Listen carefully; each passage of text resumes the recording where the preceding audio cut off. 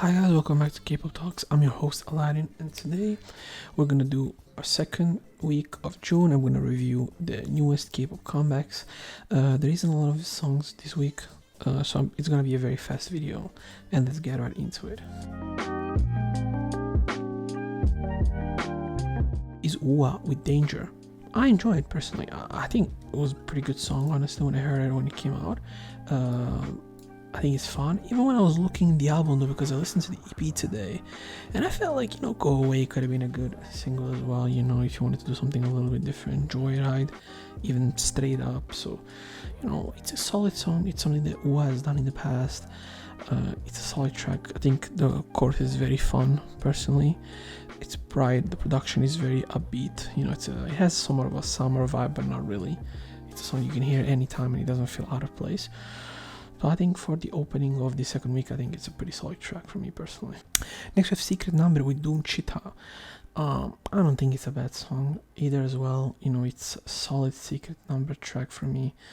I definitely enjoy the chorus. I think it's something that, Secret Number does very solidly. Like, they're able to create this vibe that they're trying to go for in this song specifically. With kind of like aggressive, kind of more like, mature, in quotation, like type of style, but they're good at it, so can you really be mad about it too much? I think it's a solid track for me personally. Regardless of that, yeah, it's not better than Danger, but yeah, I think it's a solid track.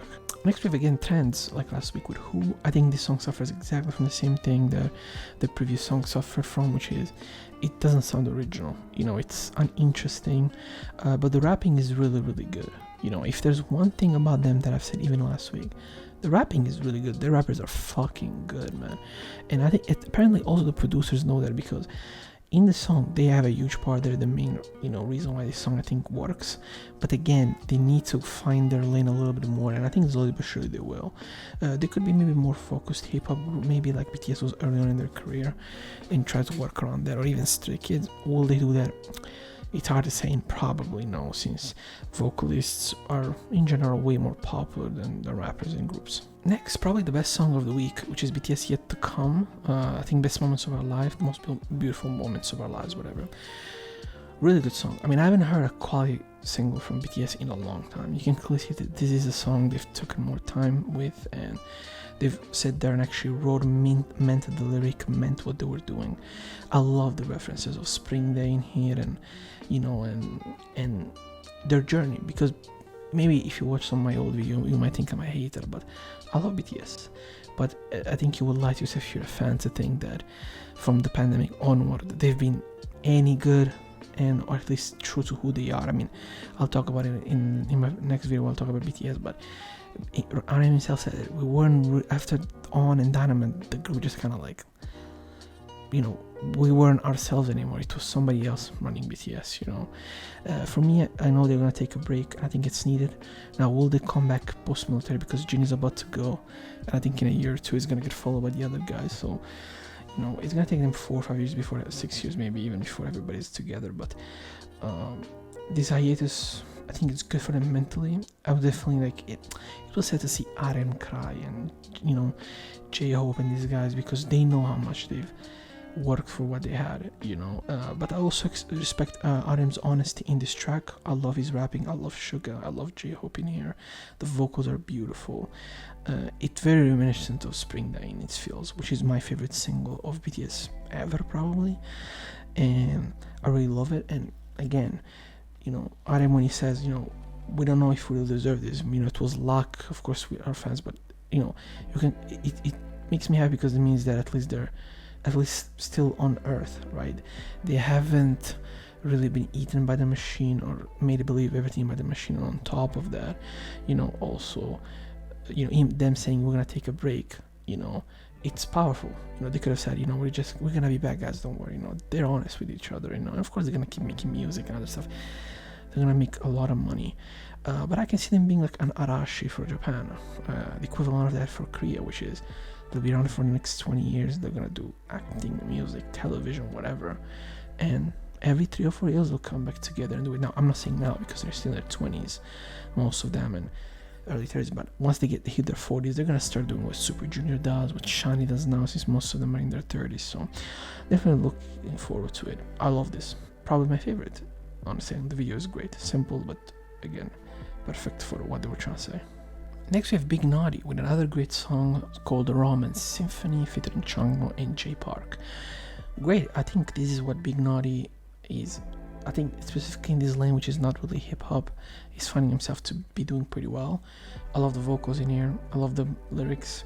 The features are very good, and the piano aspects and the more classical music, kind of jazzy elements of it, or blues, even work very well. And less blues, but definitely more jazz. The song worked very well. This is again a lane where he is now. I know he's trying to be more pop, more singly and whatever, because that's more marketable. And I think also his company is really pushing that idea, which I don't think is a bad thing. But for me personally, I think it's a solid. I think it's a great track. Sorry, really, really good. Changmo has the best verse. J Park gives us his great vocals. Again, Chris Brown style. Very good. Next up, Lingerie with So Bad. I think this is a pretty simple R&B track for me personally. You know, I don't feel like while I'm listening to it, I'm really getting something new that I haven't heard from her, but vocals are good, the production is fine. There isn't more to say really, unfortunately. Next is Cheese with Pongdang. Super cute song, great vocals. I love the production. I love the chorus is very cute and it's very fun, and the music video is very surreal in a way. And there's a lot of like kind of fantastical elements, like comedic elements, and again, the message of the song is very, very cute. You know, it's this girl who's in love with this guy, and you know, and like there's so much like a magic about getting him to fall in love with her. But it's a very fun music video, you know. But it's also the relationship of these two friends, you know, that are doing this together, which I think is very cool, really. And they do this kind of like dance, which is like the witchcrafty type of shit. I think it's very funny, and it's lighthearted, it's surreal, it's funny, and it's original. She's a great artist. Definitely, search about her more, because she's somebody that I don't think people talk about enough in this genre. She's really good. And next we have Wano with Crazy. Oh shit. Crazy. I mean, I think personally for Wano, I mean, this is exactly what his lane is. He's pretty good at what he does. I mean, I can't really sit here and tell you that he's bad at what he does in any way, but for me specifically, I look at him like it's exactly what he's been doing for the last 2 years. And I would say since he's debuted, this is more of an aggressive, say Monster X-ish type of song. He works perfectly on it. His vocals are on point, the production is on point.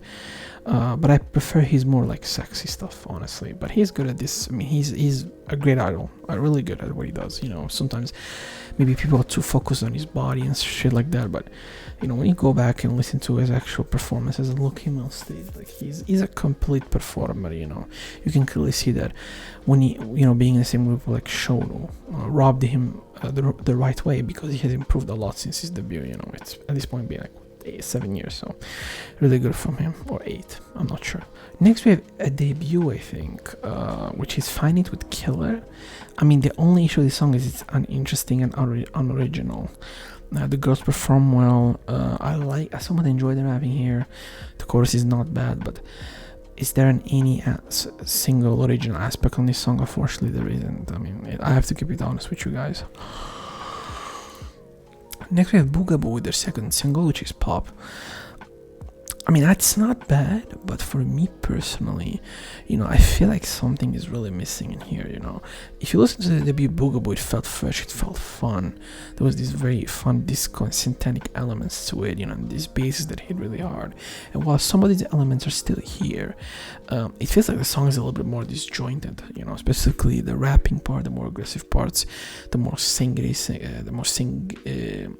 parts of the song. It feels kind of like very chopped in a way that it doesn't feel like cohesive.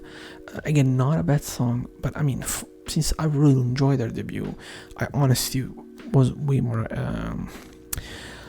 how can I say, like I had expectations, which unfortunately they weren't reached here. Regardless of that, it's not a bad song really. I thought I was over, but I forgot. There's still Kang Danielle with Parade. The music video came out recently. This is one of my favorite songs from the album, maybe my favorite. Great performance here. Great vocals. I love the chorus. The production is simple but effective for what he's going for. Super catchy. I can definitely say this. At concerts, people going crazy for it. Again, if Kang Daniel comes to Europe, maybe close to me, I'll definitely go to watch him. But I mean, if he's gonna go to the Netherlands, I ain't going to the fucking Netherlands to see Kang Daniel. If he's coming to maybe Paris, I'll go. Okay, I'm gonna say that. But if it's not Paris, I'm not going. Regardless of that, I really enjoy this song. It's one of his best in a long time, and again, Kang Daniel shows his versatility and why he's one of the most talented artists in Korea. Simple as that. Next we have Pixie with Villain. I thought overall it was a fun listen. Definitely the chorus was really good. At first I wasn't really sure about the song, but the more I listened to it, the more I enjoyed it, and I saw it's pretty good quality. I don't think it's nothing different in the sphere of K-pop and stuff like that, but I think, you know, this is definitely probably one of the best tracks I've heard Pixie drop in probably since they've debuted, really. Next we have Drippin' with Zero. This is a song that I particularly don't like personally. It has no personality really. Again, a mishmash of different trends put together, and nothing really stands out about it, in my opinion, in a positive manner. The chorus is definitely annoying. It's the worst part of this song, in my opinion. But again, I expect something more from a group of this caliber, because I think they have the talent. But you know, they're stable where they are. You know, seems to be no ambition in them. But you know, if you're a fan, you're probably gonna enjoy it. Personally, I don't like this at all. Next, I think we have one of the worst songs of the year, which is by Dawn with Stupid Cool. I mean, this song is terrible. His vocals are not that good. The lyrics are very stupid. The chorus is not good. I hate the trumpet. It's fucking bad. And again, like, Dawn started really strong once he joined P Nation, but you know, I think you can probably see his limitation artistically, where it doesn't seem like he has a particular style that to me really seems, you know, one, interesting, but second of all, like, in any way provoking or thought-provoking or really pushing any sort of, you know, boundary.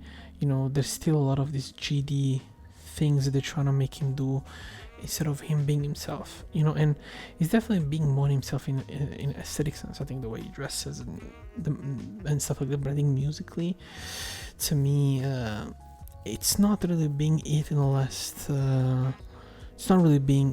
he's not being that good, I think, last year and a half, honestly. I don't think he was that good in 2021, even though I think he had a couple of interesting songs. But since his debut, if you look at Money and this, it's such a downgrade in terms of his ability. It doesn't even seem like the same artist. He has really gotten worse, which is sad to say, really. And I don't want to be negative, but La Pillos with Hitcha, I think this is a not that good debut in my opinion. It's a mismatch of some Blackpink, of some ITZY, of some aespa. You know, again, Emily's trying so much to recreate that success. Even Everglow, actually, in some like of their dance moves and stuff like that. Like, they're trying so hard to recreate that success from Momoland, that in the long run, they're hurting the group like this. Again, the song is not the worst thing I've heard, but it has no personality, like, to the point that some of the girls do sound like other idols. Yeah, it's kind of sad, really. I wouldn't say that I was hyped, but I was hopeful for this group, and right now I'm kind of disappointed. Really disappointed, personally. BDC with Blue Sky. It's a nice ballad, alternative rockish type of vibe to it. Great vocals. I mean, if you're a fan of BDC, you know what they do already, so I'm not gonna sit here and explain so much, but it's a solid ballad. Pretty good vocals, very melancholic, kind of nostalgic as well, sorry, so I enjoyed it personally. Omega X with Play Dumb, definitely a solid track. I enjoyed it personally. I thought it was fun. Definitely summer vibes to it. There is some 17 in it. Stylistically, it's not a bad thing. And the chorus is fun. The song overall is an enjoyable listen. I'm gonna say it's one of my favorites of June, but I think it's a pretty solid track in my opinion. I mean, good job by Omega X to show a different side of them and not the classic edgy shit they've done since they've debuted, which wasn't bad, but it didn't really make them stand out that much. This one, I think it's a nice change of pace and it was needed. Good job by their company, good job by the guys, because I think they did a very good job as well. Next we Blindnesses with Bon Voyage. I mean, the song is not terrible, but the vocals, I can't really stand on this one personally. They're too high-pitched for me. They really bother me, but you know, the song is not bad, but the vocals are just too much. I can't get behind the vocals. I'm sorry, I just can't. Next we have Luna with Flip That. I enjoyed this personally. I thought it was a pretty solid track. You know, from a group specifically that, actually, I think it's a pretty good track. Sorry, I think this was a song that was needed, really. Nice, different change of concept, cute, bright. The chorus is very good. In my opinion, it really stands out compared to the rest of the song. And everybody does performance. Now, I never heard Chu is not going to be in the world tour with them, which is, I think, what is some if you're a true Luna fan, because there's a sign that she might not be in the group in next year. But you know, I'm definitely happy for them. Hopefully they do good, and hopefully Queendom boosts their popularity. But Queendom 2, I don't feel I had the same type of reception that Queendom 1 had. I have no idea why, really. It's kind of weird in my opinion. And next we have with the comeback of one of the most anticipated girl groups of 2022, which is Kepler with Up. I think this is a worse version of Flip That by Luna. It's a less uninteresting, less original version, I think, of that. It's still a fun track, you know, it's enjoyable, like that kind of like funk, like disco, 80s disco vibe to it. It's in the background and kind of the EDM beat. I enjoy it. I think it's a fun like mix mash of things, but it's definitely better than their debut, in my opinion. But you know, I think there's something more there that it's missing. But I think the song is doing great in terms of numbers. IfTan with Louder, it's a follow-up to their debut. I thought it was pretty good. Honestly, it grew on me with the more listens I gave it to. I still prefer the debut personally. I think Dudu is still a better song. I think this is a good, you know, interesting kind of like, you know, way of approaching a song like this. You can obviously see the inspirations like most acts. I think it's clear in this one. Probably even a little bit of group like, you know, NCT in my opinion, with some of the visuals and some of the styles. But I enjoyed the song. I thought it was a good change of pace. I like the GOT7. I'm not the biggest fan of the chorus and like the drop, but it works. It's undeniable it works. I thought it was a good follow-up personally for a debut. You know, it's still true to the art, and they haven't tried to recreate the same success they got from their debut, which was smart, really. Next we have Youngja from GOT7 with Sugar. It's solid. You know, it's a little bit different from what I thought Youngja was gonna do. I thought he was gonna do more of a classic ballad, but you know, it's obviously a summer vibe pop, you know, song. I enjoy it. Obviously the vocals are very good, the chorus is fun, but I think out of all the debuts that I've heard from the GOT7 members, this is probably, if not my least favorite, it's one of my least ones. Youngja is one of my favorite guys in GOT7, but I just think were better debuts. You know, I think that some guys really, you know, knocked it out of the park in that sense. You know, even Jackson, if you remember, his debut was really, really good. I mean, it's from like 5-6 years ago at this point. One of my favorite rappers from Korea, Junoflo, with Sweatpants. And honestly, next we have Junoflo with Sweatpants. It's not bad, but I'm not the biggest fan of the vocals here. A lot of his production choices I don't fuck with particularly personally. Again, I think Junoflo, since he came back to America, don't get me wrong, he's living his life, he's enjoying, you know, he's dating Arden Cho, so who's really winning in life? Of course him. But you know, I think since he has went back to America and has worked consistently in America, the quality of his music has went down. I think also his concentration, his grind, and his, I think, you know, if you listen to something like Statues, right, and you listen to this, you know, there's, you know, of course he used to do pop music even then, and something a little bit more pop sounding, but this one is just not for me. Obviously the rapping is still good, his flows are amazing as always, but it's not really the style that I enjoy. You know, the video is fun as well. I think the video is quality, but I expect something harder from Junoflo overall. You know, maybe specifically sounding wise, I enjoy it when he does hard hitting stuff, or at least more of the classic West Coast vibe, you know, which I think that's what he's the best at to do. Simple as that. And after 2 years, Cardi is back since Joseph came back from the military with Ring the Alarm. I enjoyed it. I thought it was a very good song personally. You know, it's aggressive, it's Cardi in every way. It doesn't sound super like summery, like there isn't that you know, obviously present like tropical sound that normally you can hear in a lot of their best hits. Don't like Joseph's parts as much. It's definitely his favorite part of the song. The song is fun, the chorus is fun, it's catchy as fuck. You know, Cardi is back to where they're supposed to be, and I think, you know, 20 million damn, that's pretty fucking good, you know. It's cool to see Cardi doing very well. Again, the more variety there is, the more there is. Even as an image of the group, you can clearly see that, you know, their image has grown with them, which I think it's really fucking cool if you ask me personally. You know, they're all grown up to be their own person, and they all stand out artistically and stylistically in this group, which is their best part. I mean, they're the only successful co-ed group, you know, in K-pop, which is pretty cool, really. I'm surprised that other companies have not tried it. I mean, they did with Checkmate, but they disbanded 6 months later, which shows you how hard it is really to do it. You know, you need the right people in the right environment, the right company. So next we have Nyon with her super highly anticipated debut with Pop. It's fine. I like it personally. It's a little bit too repetitive for me personally. The lyrics are kind of like double meaning.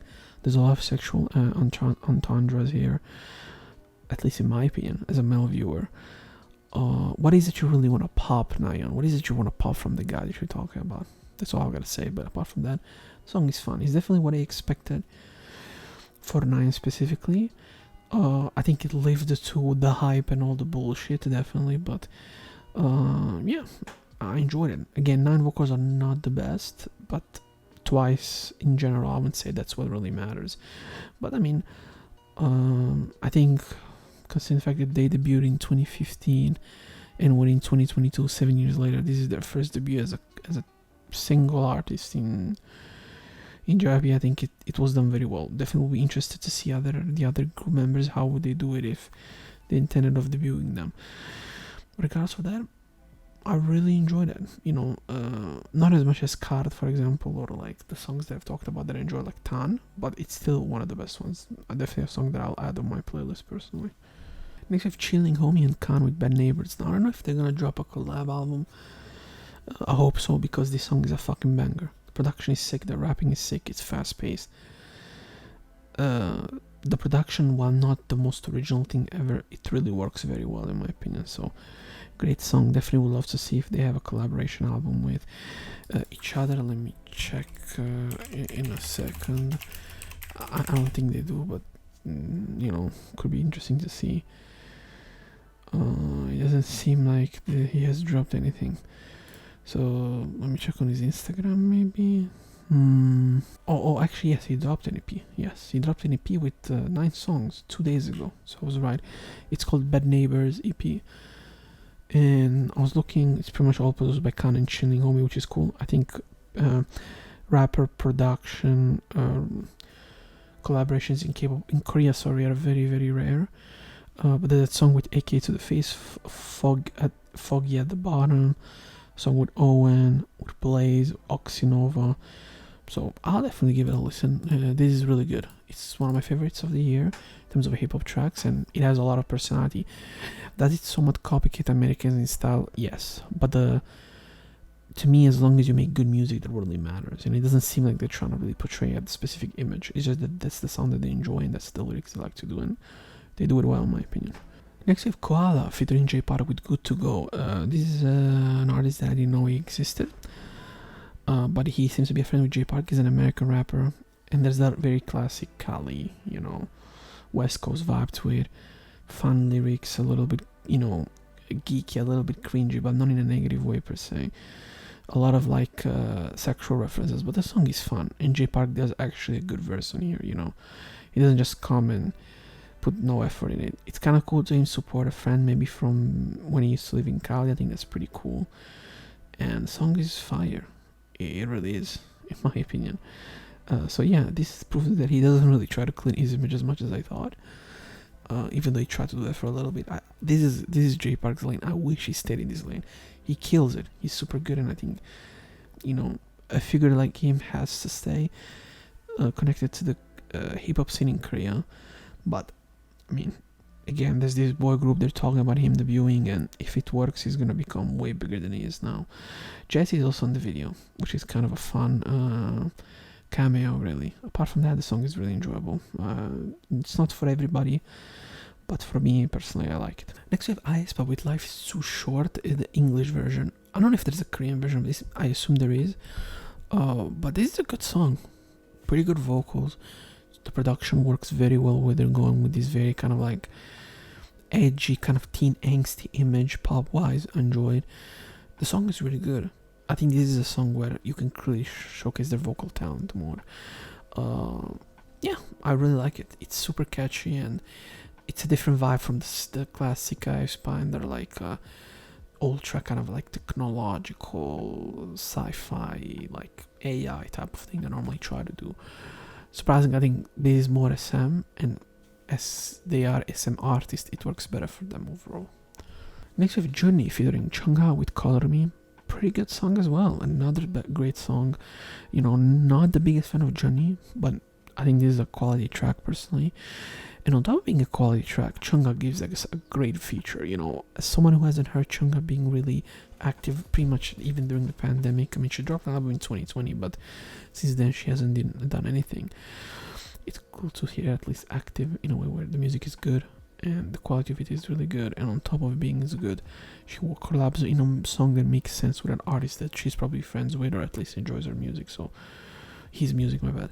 Song is good, the chorus is fun. Not the biggest fan of Journey's vocals, but they do work, and the production, again, similar to all the other songs that I've enjoyed. Nothing original, but for the style and the product that they want to release, it works, and it works very well. Next we have Limousine with Reference. This is an artist from Vivid's company, Soyun's company. I always forget the name of the company, let me check. BPM Entertainment. I'm not a fan of this personally. I'm not a fan of the vocals, the chorus. It's somewhat obnoxious for me personally, and I can't really get behind it. Having said all of that, I can see people enjoy it more than I do. It's not really my style of music. The music video is fun, it's very cool though. But the song itself is not for me personally. I think it's one of the worst ones of the month. I'm sorry. Next we have Limit with Feel Light. Limit is an artist that I discovered recently. I'm talking about like last 6 months to a year. No, maybe not a year, but like 6 to 8 months. I enjoyed it. Fresh, summery, great vocals, simple production, and it delivers. Nothing more to say. Actually, I forgot one thing, which is the song is actually quite slow. So if you expected maybe something a little bit faster paced, like the other ones we've listened till this point, this is a different change of pace, and I think it's needed. You know, when everybody's trying to do like super like cool like summer track, this kind of goes like on reverse. But in reality, I've noticed in the last 6 months a lot of music has slowed down a lot in terms of BPMs, which I think it's good for the genre if there's more variety in that sense. Next we have Yukika with Scent. Came back from marriage after getting married and assumed honeymoon. Great song. I mean, Yukika, anything she does I really enjoy. This is probably the least interesting one she has done production wise, but the chorus is fire, her vocals are great. I just love Yukika. I think anybody should listen to her and get into her because she's a great artist. Even though the song follows the same 80s J-pop aesthetic, I don't enjoy this. It feels like, for me at least, it's personally a bit too fast-paced, and her vocals don't really match the pace of the production. Next we have Soyun with Milky Way. I really like this. I don't know if it's for drama or for whatever, but I really like this song. I really do. It's a great song. I think this is just right in her lane. She's just really good at this, and when she nails it, she fucking kills it. And yes, it is. It's for a drama called Jinx at First, and she did the original soundtrack, and I think she fucking killed it. I assume she also acts on it, and she does a great job. The song is amazing. I really enjoy it. Next we have Code Kunst with Minwa, one of the rising stars of Korea, with Take Me, featuring 11 kitties in the music video. Now all I'm gonna say is, Minwa, when are you gonna send to AMG? You're collaborating with them, you're on their fucking YouTube channel making a show that gets millions of views every week, while your little small label is crying, thinking, you know, when you're gonna drop music in our fucking thing, right? Now let me check one thing, because I know Code Kunst is with AUMG, so I would assume it's also on their YouTube channel. No, he hasn't uploaded on their YouTube channel. He has uploaded only on 1K. But I mean, she's been active on the AMG, you know, and I thought, okay, maybe, you know, I'm making a mistake, because let me check. Maybe I'm thinking she's under a company, but that company in reality, you know, is like 8-Ball Town, right? I know she's under 8-Ball Town. I assume she still is under that. Let me check. 8-Ball Town. Yes, she's still under the artist, but I don't know if 8-Ball Town is under AMG, because they could be bought by AMG and I don't know about it, right? It could possibly that. But let me check if I go into their music section. It doesn't seem like they have their own artists. They're doing their own thing. Yeah, they just post her whenever she's there on the show. It's a very interesting partnership. Now, I don't know if they're gonna get bought by AMG, or she's just gonna get bought by the company. But I mean, she's too popular and not to say under this company, because I think it's unfair. But it's more like, where is she? She was at the top of the list. She was everywhere, and then she started slowly but surely disappearing in the company. Started just appearing on the AMG channels and collaborating with their artists. Regardless of all that, the song is fantastic. Great vocals by Nyon. It's cute, it's catchy as hell, and the kitties really add that feeling of calmness that the song gives you through the production, but also through her vocals. Nyon has the potential to be the next big thing in Korea. Like, I'm talking about actually being probably the biggest female artist in Korea, because she's funny, she's a great singer, she has personality, she already is super popular with young people. I don't want to say she's like IU, because people like IU right now, they're very, very hard to create. It will be, you need so much to be at the right time, at the right spot, that will be impossible for it to have.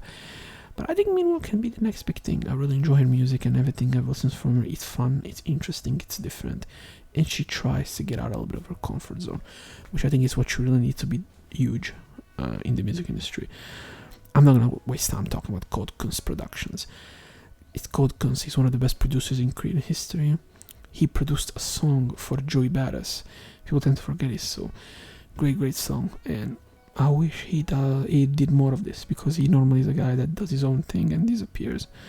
So I wish he did something more out of just his music and the ones of the artists that he works with, and like with Nyon kind of branches out and does different things, which I think would be fun.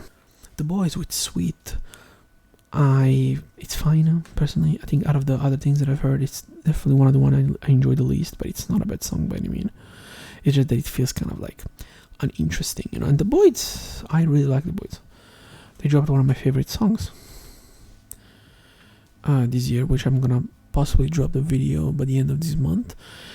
Was gonna be my top 20, top 25 singles of the year, and that song will be in there. But regardless of that, I think when I look at the Boys, I don't know how long they've been around at this point. I think it's been already at least a good 3-4 years now. It's been 5. I mean, they're gonna do 5 years this year. It's in December, so it's been 4 years and a half. They're a stable group. They have their little fan base that likes them and listens to anything they do. But again, it's another group. I never understood how come they never get more popular, because at one point, motherfuckers getting 20, 30, 50 million views, but all of a sudden something happened where, again, I'm looking, the Still was very popular, Maverick was very popular, like they had hits, but it's like, to me something is missing, because She's the Boss, which is one of my favorite songs, is not having the same impact. So is it style? Is it maybe not the summer song, so people don't listen to it as much as other stuff? Maybe it kind of like pushed back because of certain songs and certain artists that have came out, and they're very popular, so it's very hard to kind of get over them in that sense in the charts. But I think the Boys is a very good group, but they haven't really been able to go to the next step. I have no idea why. But again, they're very good. Of course, they can still grow. I mean, 4 or 5 years into the game, it seems a lot, but I think it's pretty standard for a K-pop group. Now, obviously, you hope that in 2 years they don't disband. That's the only thing they hope. But at the same time, they probably made good money, and they probably want to move on to different things. There's a lot of members, so it'll be very hard to have them all contract-wise to come together and sign a long-term contract again. So it'll be interesting to see. And next we have Charlie Puth with featuring Jungkook from BTS with Left and Right. I'm not a fan of Charlie Puth, so I don't like this. I don't like the production. I don't like Charlie. Jungkook is fine, but this type of music is not for me. I just don't like it. I hate it partially. But again, Charlie's a huge artist, so in that sense, I'm really happy for Jungkook, because he's getting to collab with one of the most popular artists in the world. Charlie is not super active, but he has songs with billions of views, and probably went multi-million times platinum, a million times. So I'm happy for him, but personally, I'm not a fan of the song. It's simple as that. I don't like it. I think it's a bad song. I'm sorry, guys. Don't hate me for it. Don't, please. Let me check one thing about Charlie, because I was thinking, how old is this guy? I mean, he's only 30. You know, he's super young if you think about it. Like in the music industry, you know. And Jungkook is 1 year younger than me, so, and he's born the same month. I didn't know that. I mean, I did, but I probably forgot. So overall, it's not a good song in my opinion. And we're gonna close this part of the video with a debut. Super Kind. Watch me. So I was watching the song, I was listening to the song, and the song is fine. It's like, I love how it's slow paced, but it's still super aggressive, and the beat it goes hard. And then I noticed the dude, and I'm like, is that guy real?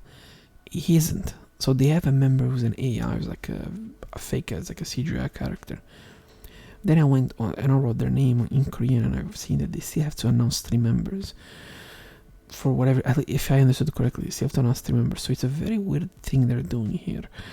The song is good. I think it is good. I like how, again, similar to Luminous, they've approached it in a slower pace where they can showcase more their, you know, dancing and their skills and their rapping and their aggressiveness. I think it's done well. I'm surprised with the quality of the fake guy. He looks pretty fucking real. But unfortunately, he's the most popular guy in the team already. But regardless of that, I'm curious to see who the other members are gonna be. Are they gonna be other AIs or are they gonna be real humans? Now, before I leave, let me check if what I said was true. But I think what I said is true. I don't want to be wrong, but you know, I was looking at something here, right? Like members. No, but because if I write them in English, they just tell me it's 5-member group, even though there's only 4 of them.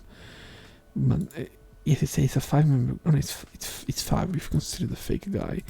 But if I write the name in Korean and I go into the Korean Wikipedia, like there's 5 guys, but then there's 3 dudes who are like just without a picture, without their names, without their age, and they're all Korean. So either they intend of debuting another 3 fake characters, or they intend to debuting other 3 people. If they do that, I'm fine.